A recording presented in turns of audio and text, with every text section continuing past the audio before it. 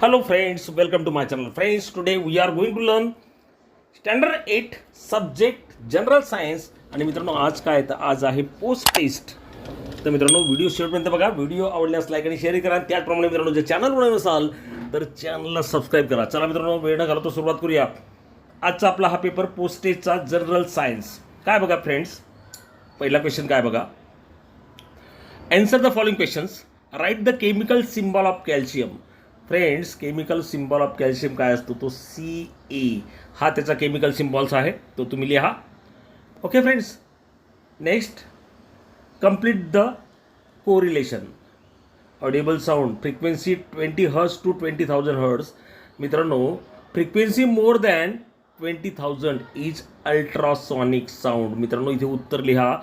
Ultrasonic sound जे की इथे लिहून दिलेलं आहे ते उत्तर मित्रांनो तुम्ही लिहिणं अपेक्षित आहे. इथे लिहा ultrasonic sound. Okay friends.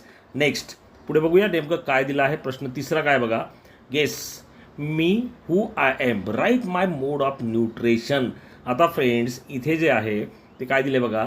I live in your hair and obtain food by sucking the blood. तर मित्रांनो आपल्या डोक्यामध्ये असतात ना, त्यांना काय म्हणतो आपण मराठीत ऊ म्हणतो, आणि त्या काय आहेत तर लीस. ओके फ्रेंड्स, इथे 2 मिनटं दाखवतो जरा. या पद्धतीने याचं ॲन्सर जे आहे ते तुम्ही लिहिणं गरजेचं आहे. नेक्स्ट, आता मित्रांनो इथे काय बघा आपल्याला दिलं आहे complete the following reaction 6CO2. आता मित्रांनो हा 6H2 आहे, तो लिहिताना मात्र 2 जो सफिक्सला लिहा. या पद्धतीने लिहा बघा. 6H2 इथे खाली लिहा आणि O लिहा. ॲक्च्युली टायपिंगमध्ये तसं होतं माझ्याकडनं, त्यामुळे 6H2 असं लिहा. आणि मित्रांनो C6H12O6 हा लिहिताना C6 खाली लिहा, H खाली 12 लिहा आणि O6 लिहा. अशा पद्धतीने लिहा. ही टायपिंगमध्ये तसं होत नाही त्यामुळे मी तसं लिहिलं आहे, परंतु तुम्ही आता सांगितल्याप्रमाणे लिहा. 6H2O C6H12O6 आणि ही आपली रिॲक्शन जी ती पूर्ण होणार. अर्थातच मित्रांनो तुम्हाला माहिती आहे ती फोटोसिंथेसिसची रिॲक्शन आहे. पुढचा क्वेश्चन, आयडेंटिफाय. आता मित्रांनो इथे आपण मागच्या वर्षी शिकलेलो आहोत नाही का. आयडेंटिफाय करायचं नेमकी ही फिगर कसली आहे, तर अर्थात मित्रांनो मग ऑफ ओरियन हे याचं आन्सर आहे, ते तुम्ही तिथे लिहा. क्वेश्चन 2 कडे वळूया आपण मित्रांनो. क्वेश्चन 2 नेमका काय बघा. Write the answer of the following questions any 3. आता पहिला क्वेश्चन काय मित्रांनो तो बघा. Why does this happen the sun appears red at sunrise or sunset. मित्रांनो सूर्योदय असेल किंवा सूर्यास्त असेल त्यावेळेस तो नेमका रेड का दिसतो. मग त्याचं उत्तर काय लिहिणार मित्रांनो, त्याचं उत्तर आपण लिहूया. The sun appears red at sunrise or sunset because when the sun is very close to the horizon, sunlight travels to longer path through the atmosphere before reaching the observer. The blue light and violet light are scattered much more than red light. The blue light and violet light are scattered away from the path of light due to the greater thickness of the atmosphere, and that is why the sun appears red at sunrise. मित्रांनो लक्षात आलं असेल तुमच्या. अशा पद्धतीने याचं पूर्ण उत्तर लिहा. आता मित्रांनो हे उत्तर लिहिताना हे जे चित्र आहे माझ्याकडनं हे दाबलं गेलं आहे, पण तुमच्याकडे आहे ते. आता त्याच्यावरच आपला दुसरा प्रश्न आहे तो काय आहे तर फ्रेंड्स त्या दुसऱ्या प्रश्नात आपल्याला नाव लिहायचं आहे, तर ते लिहिणार write the scientific name of the animal shown in the picture. इथे मित्रांनो ते पिक्चर होतं, तर त्याचं नाव आहे मित्रांनो बोस टॉरस. ते लिहून टाका. इथे लिहिणार BOS आणि इथे लिहिणार TAURUS. या पद्धतीने मित्रांनो हा प्रश्नही तुमचा पूर्ण होईल. ओके फ्रेंड्स, हे दोन्ही प्रश्न आपले झालेले आहेत. पुढचा क्वेश्चन बघूया लगेच. काय बघा मित्रांनो. Okay, under which different type can the following changes be classified. आता डिझॉल्विंग ही कोणता चेंजेस आहे. डिझॉल्विंग म्हणजे विरघळणे नाही का. तर physical change, it is a physical change and reversible change. हे दोन्ही चेंज आपल्याला लिहिता येतील. तर physical change and reversible change. पुढे मित्रांनो बघा. Merrier striking across the sky. तर मित्रांनो याचं उत्तर काय लिहिणार. हा आहे नॉन पिरियडिक चेंज. इथे लिहून टाका non periodic change. Okay friends, या पद्धतीने याचं उत्तर तुम्हाला सहज लिहिता येईल. नेक्स्ट क्वेश्चन काय बघा. Classify the following into scalar and vector quantities. आता मित्रांनो स्केलर क्वांटिटी आणि वेक्टर क्वांटिटी आपल्याला माहिती आहे. स्केलरमध्ये फक्त आपल्याला जी डायरेक्शन त्याची गरज नसते, मात्र वेक्टरमध्ये ती असते. Area friends it is a scalar quantity. S म्हणजे काय, स्केलर आहे, लक्षात घ्या. आता मी तुम्हाला या पद्धतीने दाखवतो बघा. जे आहेत एरिया जो आहे हा एरिया तो स्केलर क्वांटिटी. जे स्केलर क्वांटिटी त्याला बॉक्समध्ये टाकतो मी. ज्या स्केलर क्वांटिटी आहेत त्यांना मी बॉक्समध्ये टाकतो. ओके. त्याचप्रमाणे मित्रांनो व्हेलॉसिटीसाठी डायरेक्शन महत्त्वाची आहे. तो वेक्टर क्वांटिटी ती. वेट ही सुद्धा मित्रांनो काय आहे, वेक्टर क्वांटिटी आहे. Displacement vector quantity. Distance is scalar quantity. ही डिस्टन्स जी आहे ती मित्रांनो स्केलर क्वांटिटी, लक्षात घ्या. And mass is a vector quantity.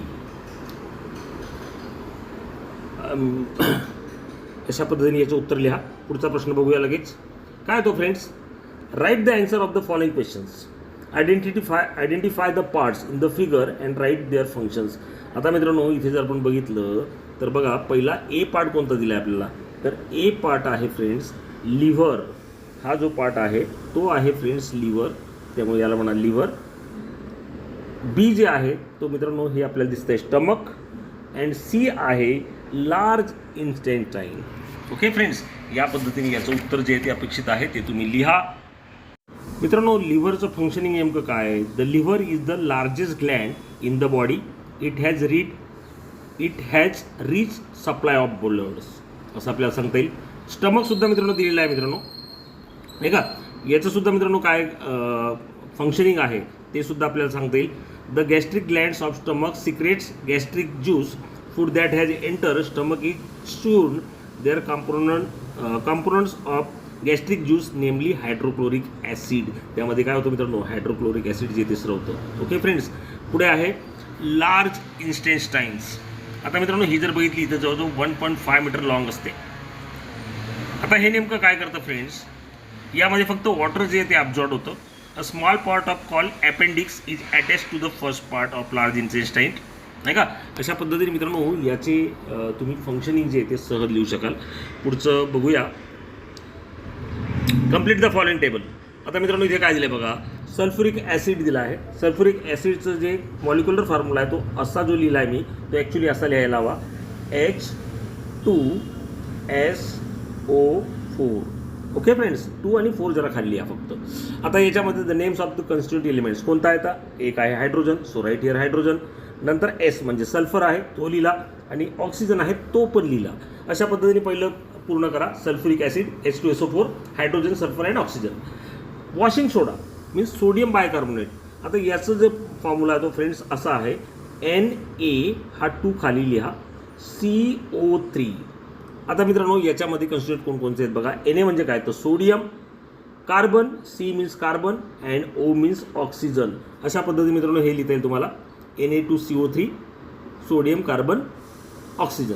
Next काय आहे मित्रांनो ते बघूया. नेक्स्ट आहे शुगर. आता शुगरचा मॉलिक्युलर फॉर्म्युला काय मित्रांनो, C12. मित्रांनो हे सगळे बरोबर आहेत, फक्त खाली लिहायचे असतात जे अंक आहेत ते खाली. H22 and O11. मग याच्यावरून तुम्हाला कळालं असेल कोणते एलिमेंट याच्यामध्ये. C म्हणजे काय तो कार्बन आहे, H म्हणजे काय तो हायड्रोजन आहे, आणि O म्हणजे काय तो ऑक्सिजन आहे. अशा पद्धतीने तुम्ही ते सर्व लिहू शकाल. Okay friends, next question.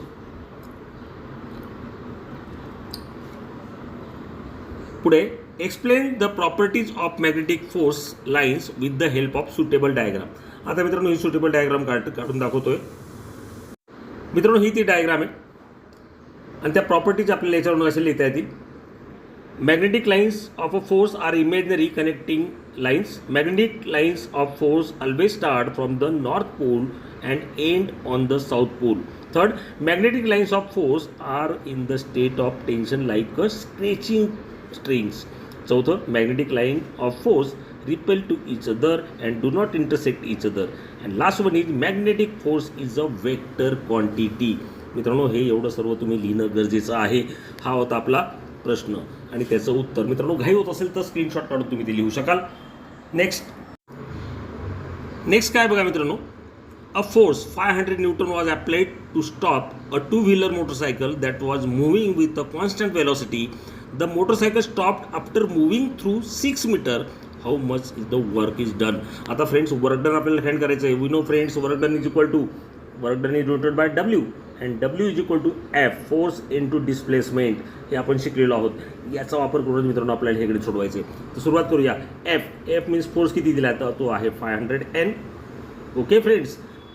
आणि मित्रांनो पुढे जर आपण बघितलं तर ब्रेक लावल्यानंतर ती मोटरसायकल जी ती 6 मीटर लांब थांबली आहे. म्हणजे दिसता पण displacement S is equal to.